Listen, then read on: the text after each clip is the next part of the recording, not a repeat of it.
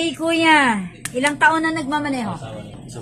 Isang taon. So, 1 year, may mga alam na rin ng mga batas trapiko. Siyempre, sige. May tanong ako sa'yo. Kasi nag-e-exam pa sila, pero malapit na yan sila matapos. So, habang nag-aantay tayo, ang tanong mo ganito, kailan mo maaring ipahiram sa ibang driver ang iyong lisensya sa pagmamaneho?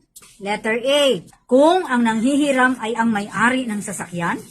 Letter B, kung ang may-ari ng sasakyan ay kinakailangang tumugon sa isang emergency. Or letter C, hindi sa anumang pagkakataon. Pwede bang ipahiram? Hindi.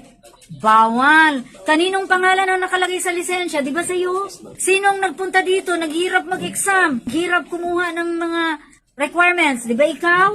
Talagang mabait ka. Ipag-drive mo, kuya. O, lubos-lubusin na natin ang pagiging mabait. Pero nung ka naipahiram ang lisensya, hindi natin alam, baka sabi niya emergency, yung pala, lolooban nila yung bangko. O tapos, nahulog yung wallet niya. Ano ang lisensya mo? Gugulat ka na lang. Ay, hanapin ka na, gulat ka, may mga pulis na doon sa labas.